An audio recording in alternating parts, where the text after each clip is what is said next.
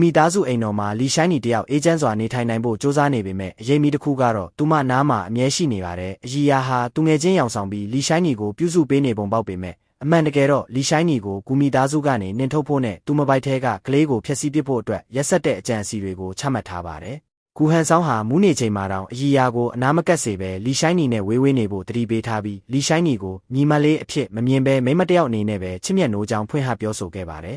အကြီးယာဟာလီရှိုင်းနီရဲ့ကလေးကိုဖျက်ဆီးဖို့အတွက်စံပြုတ်ထဲကိုအစိတ်ထည့်ထားခဲ့ပါတယ်မင်းသမီးလေးစံပြုတ်တောက်မဲ့အချိန်မှာပဲကူဟန်ဆောင်ရောက်လာပြီးကိုယ်တိုင်စေတနာအပြည့်နဲ့ပြင်ဆင်လာတဲ့စံပြုတ်ပန်းကန်ကိုအစားထိုးပေးလိုက်ပါတယ်ဒီလိုခြေနေမှာလီရှိုင်းနီအတွက်ဒုက္ခကထပ်ဆင့်လာပါတယ်လီရှိုင်းနီကိုမိခင်ဖြစ်သူအန်တီဆွန်နဲ့အကိုဖြစ်သူတို့ကအိမ်ထောင်စုစရင်ပေးမယ်ဆိုတဲ့ခေါင်းစဉ်နဲ့ငွေထက်မှန်ညှိယူဖို့ကြံစီခဲ့ပါတယ်အန်တီဆွန်ကမင်းအကိုကိုကူဟန်ဆောင်ရဲ့လူတွေကလျော်ကြေးယွမ်တန်းပေးထားတာမလုံလောက်ဘူးနောက်ထပ်ယွမ်3တန်းထပ်ပေးမဟုတ်ရင်မင်းကိုရောင်းစားနေရတယ်ဆိုတဲ့သတင်းကိုဖြန့်ပစ်မယ်လို့ရက်ဆက်စွာချင်းချောက်ခဲ့ပါတယ်အကြီးယာကလည်းလီရှိုင်းနီကိုကူညီပေးဟန်ဆောင်ပြီးလူဆိုးတွေရှိရာနေရာကိုအယုံသွင်းခေါ်ဆောင်သွားခဲ့ပါတယ်ငွေပေးချေတဲ့နေရာကိုရောက်တဲ့အခါလီရှိုင်းနီကငွေစစ်တွေအစားနေရဲပိုက်ဆံတွေကိုသာထုတ်ပေးလိုက်ပါတယ်ဒါကိုမြင်တဲ့အခါမိခင်ဖြစ်သူအန်တီဆွန်တို့အုပ်စုဒေါသထွက်ပြီးလီရှိုင်းနီကိုအကြမ်းဖက်ဖို့ကြံစီခဲ့ပါတယ်အကြီးယာကလည်းလီရှိုင်းနီရဲ့ဗိုက်ထဲကကလေးကိုကိုယ်တိုင်ဖျက်ချပစ်ဖို့အထိရက်ဆက်စွာကြံစီထားပါတယ်ထိုအချိန်မှာပဲမင်းသားကူဟန်ဆောင်တို့ရောက်လာပြီးမိခင်ဖြစ်သူအန်တီဆွန်နဲ့အပေါင်းပါတွေကိုပညာပေးခဲ့ပါတယ်အကြီးယာကလည်းလီရှိုင်းနီကိုအစိတ်ခတ်ဖို့ကြံစီခဲ့တဲ့အစားအသောက်တွေကိုသူမကိုယ်တိုင်ပြန်လည်စားတော့စေပြီးလက်စားချေခဲ့ပါတယ်ဒီလောကကြီးမှာဒီလိုမေမျိုးဘယ်လိုလုပ်ရှိနိုင်မှာလဲတခြားသူတွေရဲ့သမီးတွေဆိုရင်ယေဒနာလိုသဘောထားကြတယ်မင်းတို့နှစ်ယောက်ကတော့ငါ့ကိုငွေရှာပေးတဲ့ကိရိယာတစ်ခုလိုပဲသဘောထားကြတယ်ဒီစကားတွေနဲ့အတူလီရှိုင်းနီကဖိအားပေးလိုက်တဲ့အခါမိခင်ဖြစ်သူအန်တီဆွန်တို့အုပ်စုနောက်ဆုံးမှာဝန်ခံခဲ့ရပါတယ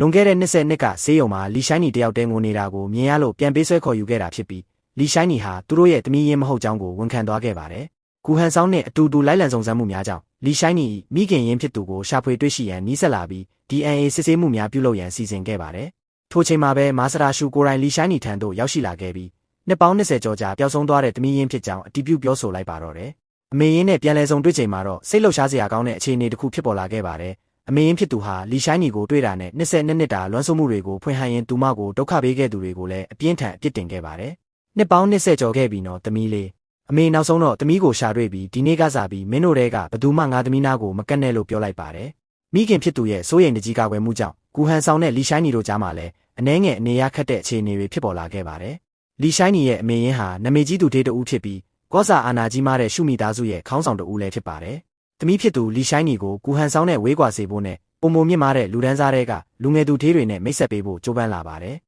်ဒါပေမဲ့ကူဟန်ဆောင်ရဲ့ကလေးကိုကိုဝန်ဆောင်ထားတဲ့လီရှိုင်းနီအတွက်တော့ဒီအခြေအနေကအလွန်တရာဆိတ်ရှုပ်စရာဖြစ်လာပါတယ်လီရှိုင်းနီဟာအမေရင်းနဲ့ပြန်တွေ့ရတဲ့အတွက်ဝမ်းသာရပေမဲ့သူမကိုအသက်ကယ်ပေးခဲ့တဲ့ကူဟန်ဆောင်ရဲ့ကျေးဇူးကိုလည်းမေ့မရပါဘူးဒီအချိန်မှာပဲမာစရာရှူကလီရှိုင်းနီပျောက်ဆုံးနေစဉ်ကအစားထိုးမွေးစားခဲ့တဲ့ညီမဖြစ်သူရန်ဟုံကိုခေါ်ဆောင်လာပါတယ်ရန်ဟုံဟာအပြင်ပန်းမှာတော့ကျင်းနာရောင်ဆောင်ပေမဲ့လီရှိုင်းနီရဲ့နေရာကိုအစားထိုးဖို့စိတ်ကူးရှိနေကုန်ရပါတယ်မာစတာရှုကလီရှိုင်းနီကိုရှုမိသားစုအိမ်တို့ပြန်ခေါ်သွားဖို့စ조사ပေမဲ့လီရှိုင်းနီကတော့သူမရဲ့ရည်မှန်းချက်ဖြစ်တဲ့ဖက်ရှင်ဒီဇိုင်းပြိုင်ပွဲအတွက်ကျောင်းမှာပဲဆက်လက်နေထိုင်ဖို့ဆုံးဖြတ်လိုက်ပါတယ်ကူဟန်ဆောင်ကကျမရဲ့အသက်ကယ်ကျေးဇူးရှင်ပါကျမတာကူမိသားစုအိမ်မှာမနေဘူးဆိုရင်သူတို့ကျေးဇူးကိုဘယ်လိုပြန်ဆက်နိုင်မှာလဲမိခင်ရဲ့အလိုဆန္ဒနဲ့ချစ်သူရဲ့ကျေးဇူးတရားကြားမှာဝေခွဲမရဖြစ်နေတဲ့လီရှိုင်းနီတယောက်ဒီကြက်တဲဖြစ်နေခဲ့ပါတယ်လီရှိုင်းနီဟာမိခင်ရင်းဖြစ်သူမာစတာရှူနေထိုင်တဲ့အင်ကြီးကိုတွားရောက်လေပတ်ခဲ့ပါတယ်မာစတာရှူကလီရှိုင်းနီကိုရှုမိသားစုရဲ့တူးတဲသောအမွေဆက်ခံသူဖြစ်အတိအမှတ်ပြုပြီးလက်ဆောင်တွေအင်ချန်မြေတွေနဲ့တန်ဖိုးကြီးမားတဲ့ပစ္စည်းတွေကိုပေးအပ်ဖို့ပြင်ဆင်ထားခဲ့ပါတယ်ဒါပေမဲ့လီရှိုင်းနီကတော့ကိုယ့်ရည်ချင်းနဲ့ပဲအတိအမှတ်ပြုမှုရယူမယ်ဆိုတဲ့စိတ်ဓာတ်နဲ့တန်ဖိုးကြီးလက်ဆောင်တွေကိုညှင်းဆန်ခဲ့ပြီးသူမရဲ့ပညာရေးနဲ့ဒီဇိုင်းပြိုင်ပွဲကိုသာအဓိကထားဖို့ဆုံးဖြတ်ခဲ့ပါတယ်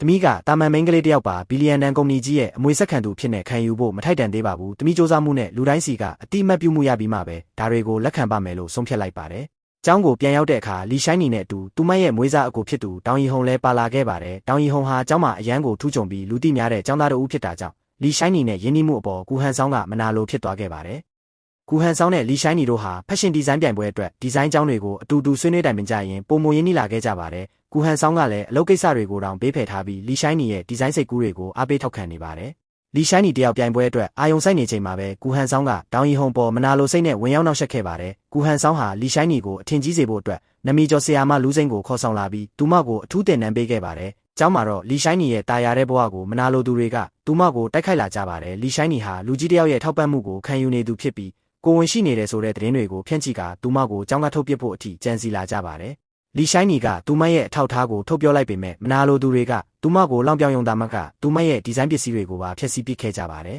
။မာစတာရှုကလီရှိုင်းနီကိုမွေးစားသမီးရန်ဟုံထက်ပိုချစ်ပြနေတောင်ပြုမှုနေတာကိုရန်ဟုံကအခွင့်ကောင်းယူပြီးလီရှိုင်းနီရဲ့စိတ်ထဲမှာမိခင်ပေါ်တန်တရားဝင်အောင်တွေးထိုးပေးနေပါတယ်။ဒီကြားထဲမှာပဲလီရှိုင်းနီရဲ့အကိုဖြစ်သူတောင်ရီဟုံကလီရှိုင်းနီကိုချစ်ကြောင်းဝန်ခံခဲ့ပါတယ်။ဒါပေမဲ့လီရှိုင်းနီကတော့ကူဟန်ဆောင်ပေါ်မှာသာအလေးတာနေတာကြောင့်သူ့ကိုပြက်ပြက်သားသားညှင်းဆန်ခဲ့ပါတယ်။ဒီခြေနေကိုမြင်တွေ့လိုက်ရတဲ့ရန်ဟုံကတောင်ရီဟုံကိုစီယုံပြီးလီရှိုင်းနီနဲ့ကူဟန်ဆောင်တို့နှစ်ယောက်ကိုခွဲထုတ်ဖို့အတွက်ပူးပေါင်းကြံစည်လိုက်ပါတယ်။လီရှိုင်းနီကတော့သူမရဲ့ဒီဇိုင်းပြိုင်ပွဲအတွက်သာအာယုံစိုက်နေပြီးကူဟန်ဆောင်နဲ့ယင်းနှီးမှုတွေတိုးလာခဲ့ပါတယ်။လီရှိုင်းနီတယောက်ဒီဇိုင်းပြိုင်ပွဲအတွက်အာယုံစိုက်နေချိန်မှာပဲကူဟန်ဆောင်ကသူမအတွက်လိုအပ်တဲ့ပစ္စည်းကိရိယာတွေကိုတေချာပြင်ဆင်ပေးပြီးတနိုင်ငံလုံးကထိတ်တန်းဆောင်တွေကိုပါညာတွင်ချင်းငားရမ်းကလုံခြုံရေးအထူးတာဝန်ယူပေးခဲ့ပါတယ်။ဒီเจ้าကိုရောက်ကြတဲ့ကဒါရိုက်တာကူဟန်ဆောင်ခမများကောင်းကောင်းမစားနိုင်မအိတ်နိုင်ဖြစ်နေတာပါ။ဒီလိုချိန်မှာပဲညီမဖြစ်သူရန်ဟုံကမေမေမာစရာရှူရဲ့အမိကိုအတုံးချပြီးလီရှိုင်းနီကိုစုံစမ်းအခြေရေးလို့အမိတက်ထားတဲ့ကြံစီမှုတစ်ခုစီကိုလက်ပြားခေါ်ဆောင်သွားခဲ့ပါတယ်။အဲ့ဒီနေရာမှာရည်ရွယ်ချက်ရှိနဲ့ဆေးလွတ်ခံထားရတဲ့လူမိုက်တွေနဲ့ဆုံတွေ့ခဲ့ရပြီးလီရှိုင်းနီကိုအနိုင်ကျင့်ချင်းချောက်ဖို့ကြိုးပမ်းခဲ့ကြပါတယ်။အဲ့ဒီနောက်ွယ်မှာတော့ဓာတ်ပုံရိုက်ပြီးတက်တေပြဖို့လှုံ့ဆော်နေတဲ့ရန်ဟုံရဲ့ကြံစီမှုတွေလည်းပါဝင်နေပါတယ်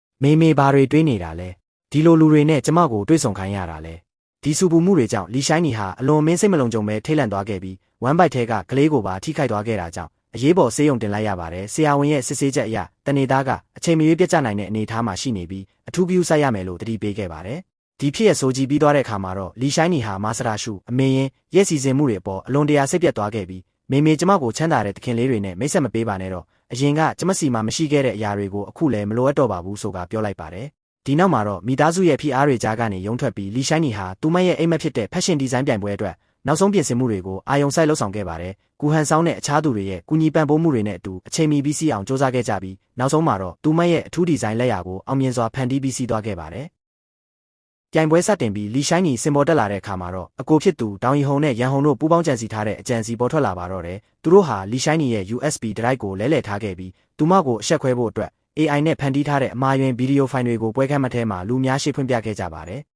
ဒီ USB ဒရိုက်ထဲမှာ bias ထည့်ပေးဖို့ဟက်ကာတယောက်ကိုလည်းငှားထားပါတယ်။ဒီလိုမမှန်မကန်ဆွဆွဲခံရမှုတွေကြောင့်ကျောင်းအုပ်ကြီးနဲ့တရားသူကြီးတွေရှေ့မှာလီရှိုင်းနီတယောက်ကြီးမားတဲ့အကြက်တဲနဲ့ရင်ဆိုင်ရပြီးကျောင်းထုတ်ခံရမယ့်အနေရနဲ့ကြုံတွေ့လာရပါတော့တယ်။ဖက်ရှင်ဒီဇိုင်းပြိုင်ပွဲခန်းမှာတွင်လီရှိုင်းနီတယောက်အဆက်ခွဲခံရမိရေကြုံတွေ့နေရချိန်မှာပဲကူဟန်ဆောင်ကအချိန်ကရောက်ရှိလာပြီးသူမရဲ့ကလေးဖေဖေနဲ့ဘီလီယံနာ CEO ဖြစ်ကြောင်းလူများရှေ့တွင်တရားဝင်ထုတ်ဖော်ပြောဆိုလိုက်ပါတယ်။လီရှိုင်းနီကငားရဲ့ဇနီးပါပြီးတော့ငါးဇနီးမှာကိုဝင်ရှိတာဘာအဆက်ကွဲစရာရှိလို့လဲပြောကကူဟန်ဆောင်နဲ့အတူမာစတာရှူပါရောက်ရှိလာပြီးလီရှိုင်းနီအပေါ်ကောလာဟလတွေဖြန့်ဝေကမမှန်မကန်ဆွဆွဲခဲ့ကြတဲ့ကျောင်းအုပ်ကြီးနဲ့အခြားသူတွေရဲ့လုပ်ရက်တွေကိုဖော်ထုတ်ရေးယူခဲ့ပါတယ်လီရှိုင်းနီရဲ့ဒီဇိုင်းလက်ရာအတွက်မူကျန်းတွေပျောက်ဆုံးသွားခဲ့ပေမဲ့ကူဟန်ဆောင်ကသူမရဲ့ဒီဇိုင်းတိုင်းချုပ်လုပ်ထားပေးခဲ့တဲ့အစင်တင်ဝတ်စုံကိုတင်ဆက်ပြသနိုင်ခဲ့ပါတယ်ထူးချွန်ပြောင်မြောက်လာတဲ့ဒီဇိုင်းလက်ရာကြောင့်လီရှိုင်းနီဟာတရားသူကြီးတွေရဲ့အမှတ်အများဆုံးနဲ့ဒီနှစ်ကျောင်းတက္ကသိုလ်ဖက်ရှင်ဒီဇိုင်းပြိုင်ပွဲရဲ့ချန်ပီယံဆုကိုစုခူးရရှိသွားခဲ့ပါတယ်ဒီနှစ်ကျောင်းတက္ကသိုလ်ဖက်ရှင်ဒီဇိုင်းပြိုင်ပွဲရဲ့ချန်ပီယံဆုကိုစုခူးရရှိတဲ့ကျောင်းသူလီရှိုင်းနီကိုဂုဏ်ပြုပါတယ်။အောင်မြင်မှုတွေစုခူးရရှိပြီးနောက်မှာတော့ဒါရိုက်တာရှူကလီရှိုင်းနီဟာသူမရဲ့ပျောက်ဆုံးနေတဲ့တမီးရင်းဖြစ်ကြောင်းနဲ့ရှုမိသားစုရဲ့တူးတဲ့သောအမွေစားမွေခံဖြစ်ကြောင်းကိုလူများရှေ့တရားဝင်ထုတ်ကြေညာခဲ့ပါတယ်။လီရှိုင်းနီလည်းမိခင်ဖြစ်သူရဲ့မေတ္တာကိုနားလည်လက်ခံခဲ့ပြီးရှုမိသားစုရဲ့ရှယ်ယာတစ်ဝက်နဲ့အတူကုမ္ပဏီရဲ့အမွေဆက်ခံသူဖြစ်တရားဝင်ရပ်တည်ခွင့်ရရှိသွားခဲ့ပါတော့တယ်